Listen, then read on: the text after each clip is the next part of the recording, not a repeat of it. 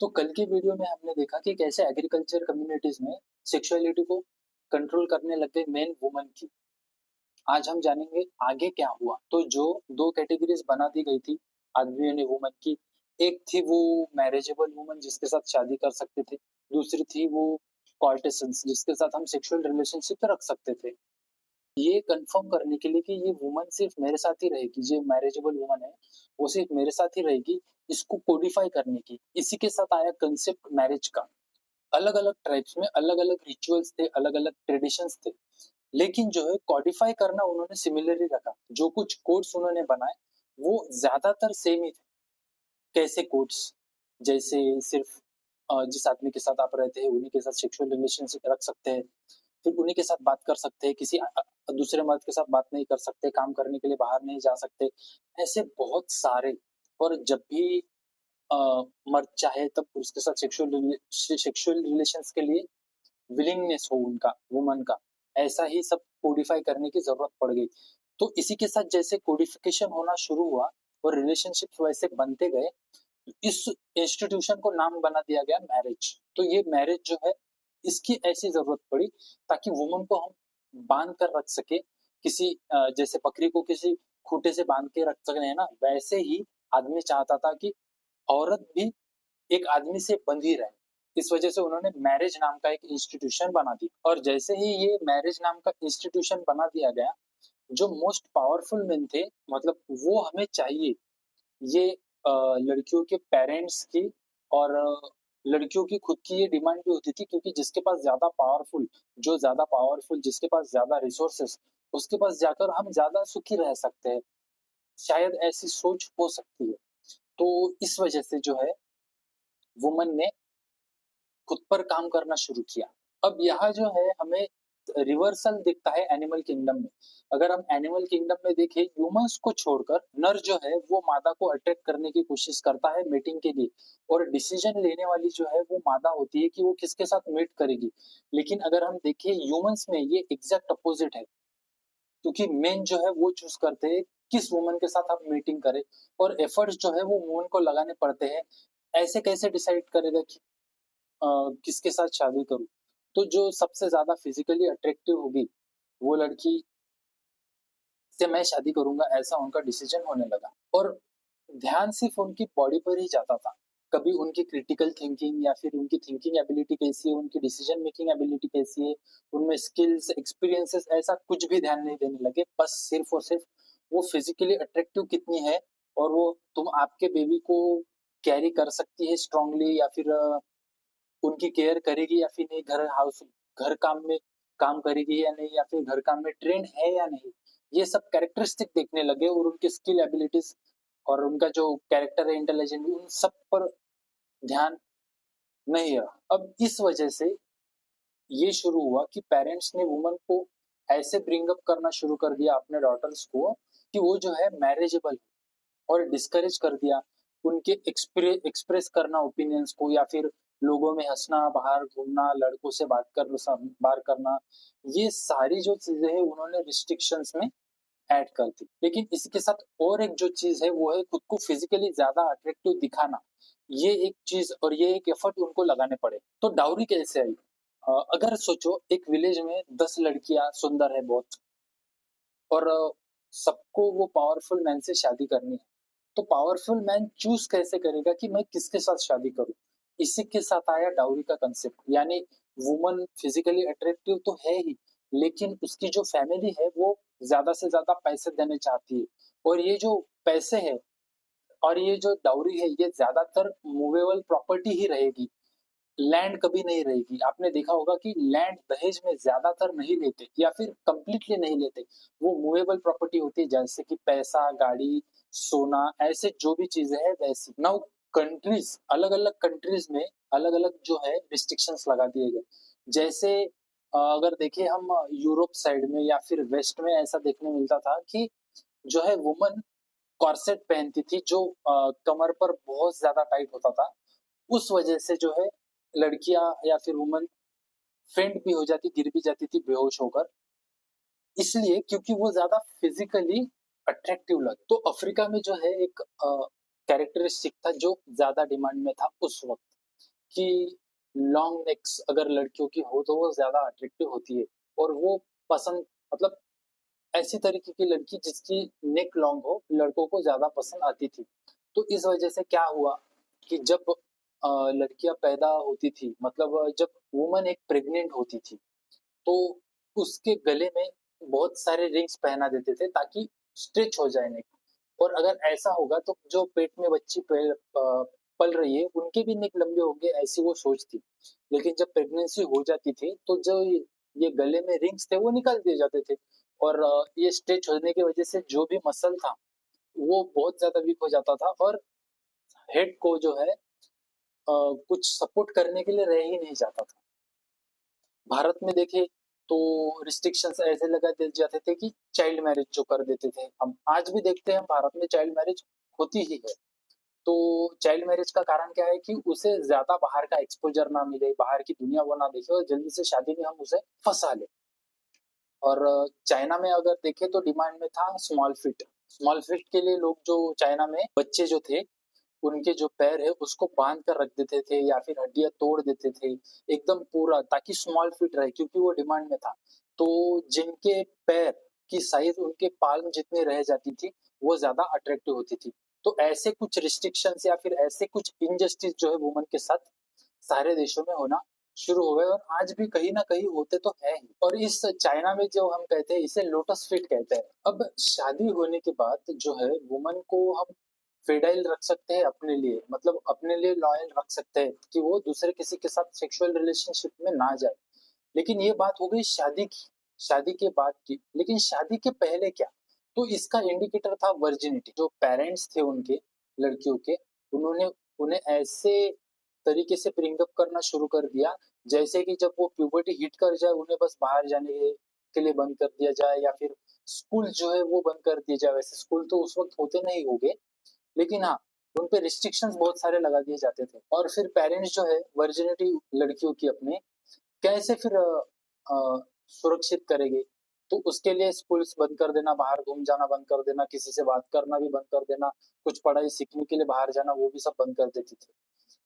लेकिन फिर उसके लिए और एक कारण और एक चीज जो करते थे वो थी चाइल्ड मैरिज। और एक मिथ जो है वर्जिनिटी के साथ ये है वुमन की, तो अगर वो फर्स्ट टाइम सेक्सुअल इंटरकोर्स कर रही है तो वो ब्लीड करेगी ही, ये एक मिथ है। क्योंकि जो लेयर होता है वजाइना के ऊपर, जो जिसे हम हाइमेन कहते हैं, वो अगर होगा तो वो फर्स्ट सेक्सुअल इंटरकोर्स के टाइप वो ब्रेक हो जाएगा और ब्लड निकलेगा।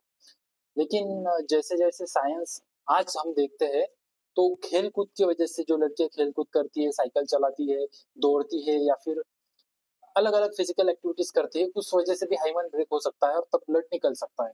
एक जो केस है मुझे याद आता है, क्राइम पेट्रोल में मैंने जो देखा था, आई डोंट रिमेम्बर कितने साल पहले, पर उसमें एक लड़की की शादी हो जाती है और वो गरीब घर से होती है।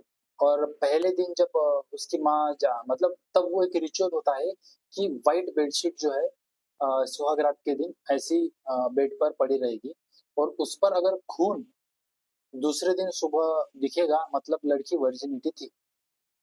लेकिन उस केस में ऐसा हुआ कि खून मिला ही नहीं, तो इस वजह से लोगों ने लड़की को बहुत सारा बोलना शुरू कर दिया, और माँ को भी बोलना शुरू कर दिया, और शर्म से बचने के कारण उस माँ ने अपनी बेटी का ही खून कर दिया। उस जो है मैंने एक क्राइम पेट्रोल में देखा था, तो वो मैंने आपको बताया। ये सब चीजें होने के बाद आई इंडस्ट्री, यानी इंडस्ट्री बनना शुरू हो गई, और सिर्फ लैंड के बेसिस पे पैसा कमाना शुरू नहीं होता था, या फिर फूड सर्वाइवल कैपेसिटी नहीं होती थी। तो अपने स्किल्स और पर्सनैलिटी के हिसाब से लोग काम ढूंढते थे अलग अलग सेक्टर्स में, अलग अलग इंडस्ट्रीज में, और उनको काम मिलता था। तो सिर्फ अब एग्रीकल्चर लैंड जिनके पास है वो पावरफुल नहीं थे, बल्कि ये लेबरर्स भी और जो इंडस्ट्री में काम करते हैं वो लोग भी पावरफुल थे। लेकिन ये डायनामिक्स कैसे चेंज हुआ, या फिर वुमन मेन स्ट्रीम में आना कैसे शुरू हुई, इसके लिए जो है हिस्टोरिकल कंसेप्ट हमें समझना पड़ेगा। कि जब वर्ल्ड वॉर्स हुए थे तो वर्ल्ड वॉर में जो है ज्यादातर ज्यादातर यानी पूरे मेन ही गए थे वर्ल्ड वॉर लड़ने के लिए। इस वक्त जो है जो इकोनॉमिक डेवलपमेंट है कंट्री का वो तो नहीं रुक सकता, इंडस्ट्रीज तो चालू ही रहनी चाहिए। तो तब वुमन जो है स्किल्ड होना शुरू हुई, उनमें ऑलरेडी स्किल तो थी, पर्सनैलिटी भी थी, इंटेलिजेंस भी था, लेकिन उसका यूज नहीं करने देते थे मर्द। तो फिर उन्हें इंडस्ट्री में लेना शुरू हुआ, वो भी स्किल्ड हो गए, वो भी अपने इंटेलिजेंस का यूज होना शुरू हो गया। इस तरीके से इसी के साथ जो है बुक्स प्रिंटिंग होना शुरू हो गए और बुक्स घर घर जाने लगे। इस वजह से लड़कियां पढ़ने लगी और ऐसे ऐसे धीरे धीरे धीरे फिर वो मेन स्ट्रीम में आना शुरू हुई। और जैसे वॉर एंड हो गई तो फिर वुमन मेन स्ट्रीम में रही, मतलब इंडस्ट्री में भी रही, लेकिन इंडस्ट्री में आने के बाद भी वुमन का जो है काम कम नहीं हुआ, वो और डबल हो गया। यानी उसे घर पर भी काम करना पड़ता था और जब वो काम पर जाए तो वहां पर भी काम करना पड़ता था। वैसे तो वुमन को सेम काम के लिए मेन के जितना मेन करते हैं उतना ही काम अगर वुमन करे तो पे इक्वल तो मिलता ही नहीं है। लेकिन इसी के साथ वुमन को वहां पर भी काम करना पड़ता था, इसी के साथ जहां पर उसे कुछ भी उसके काम का अमाउंट नहीं मिलता था, मतलब घर पर भी काम करना पड़ता था, यानी डबल काम करना पड़ता है। तब भी करना पड़ता था और आज भी करना पड़ता है। इसी के साथ एक मेजर प्रॉब्लम आती है child sexual abuse. Child sexual abuse जो है, वो जो बच्चे होते हैं उन्हें तो पता ही नहीं होता कि उनके साथ क्या हो रहा है। तो सपोज करते हैं एक विलेज में अगर एक 6 साल की बच्ची के साथ घर में ही यौन शोषण हो रहा है, तो क्या उसका पेरेंट, जो यौन शोषण करने वाला है वो उसका अंकल ही है, तो क्या उसका पेरेंट या फिर उसका फादर उस आदमी को रोकेगा या उसे जाके कन्फ्रंट करेगा? अगर वो कन्फ्रंट करेगा तो जाकर वो जो अंकल है वो बोलेगा तेरी लड़की की ही गलती है, वही मेरे पास आई थी, या फिर वो उसे ही बदनाम करेगा, या फिर वो सीधे सीधे डिनाई कर देगा ऐसा तो कुछ हुआ ही नहीं, तुम्हारी लड़की झूठ बोल रही है। क्या वो फादर विलेज हेड के पास जाएगा? वो नहीं जाएगा शर्म की खातिर। या फिर वो उस अंकल को घर से बाहर निकाल देगा? नहीं निकालेगा, क्योंकि वो अंकल ऐसा भी बोल सकता है कि सिर्फ इसी लड़की के साथ नहीं कि मैंने घर के सारे लड़कियों के साथ ऐसा किया है। इस वजह से जो है उन वो मैरिजेबल नहीं रह जाती थी। तो ये एक चाइल्ड सेक्सुअल अब्यूज का भी बहुत बड़ा प्रॉब्लम जो है सारे देशों में आज भी हमें देखने मिलता ही है। और फिर ओवर द टाइम जो है पेरेंट्स जो है अपने बच्चों को ही दोष देना शुरू कर देते हैं। इस वजह से फिर बच्चे, इस वजह से ही नहीं, नॉर्मली भी अगर कोई उनके साथ चाइल्ड सेक्सुअल अब्यूज करता है तो बच्चे खुद को ही ब्लेम करना शुरू कर देते हैं। उन्हें लगता है कि उनकी ही कोई गलती है कि उनके साथ ऐसा कुछ हो रहा है। वैसे तो उन्हें ये भी नहीं समझता कि क्या हो रहा है, लेकिन वो खुद को ब्लेम करना लग जाता है। ये हो गया चाइल्ड सेक्सुअल अब्यूज। फिर ट्रांसजेंडर के साथ क्या होता था, क्योंकि ट्रांसजेंडर तो तब भी थे।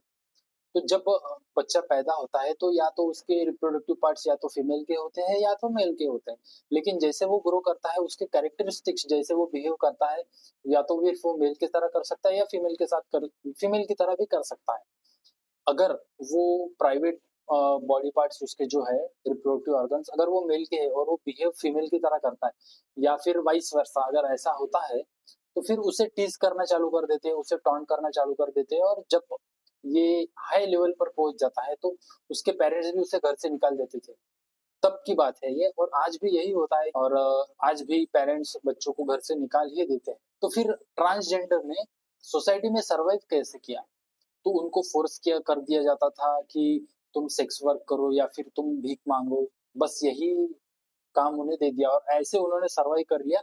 और जो भारत में हिजरा कम्युनिटी है हमारे देश में, वो बहुत ज्यादा है, क्योंकि उन्हें घर घर से निकाल देते थे और उन्होंने अपनी कम्युनिटी बना ली और खुद सर्वाइव करने लग गए। इसी के साथ ट्रांसजेंडर के साथ और एक मिथ ऐसा है कि ट्रांसजेंडर जो है वो भगवान का कुछ मैजिकल पावर होता है उनके पास, तो न्यूली वेड्स या न्यूली बॉर्न को उन्हें ब्लेस करने के लिए जो है हम बुलाते हैं, आज भी बुलाते हैं। और तो क्या जेंडर बायस मेन को अफेक्ट नहीं करता? जेंडर बायस मेन को भी अफेक्ट करता है, पर उतना वायलेंटली नहीं करता जितना वो वुमन और ट्रांसजेंडर को करता है। जैसे कि मेन ने खुद के लिए ही नहीं बल्कि अपने जैसे 3 और 4 इंसानों के लिए भी कमाना चाहिए, अपने माँ बाप के लिए, अपनी पत्नी के लिए, अपने बच्चों के लिए भी कमाना चाहिए। इतना बोझ उन पर डाल देते हैं, और सारी तरीके का स्ट्रेस आदमी ने लेना चाहिए, वो अकेले में आदमी रोना भी नहीं चाहिए। ये सारी चीजें उसे मेंटल स्ट्रेस देती है। सेक्सुअल वायलेंस अगेंस्ट मेन होता है, बहुत ज्यादा होता है, लेकिन एज अ सोसाइटी हम ऐसा एक्सपेक्ट करते हैं कि मेन के साथ ऐसा नहीं होता।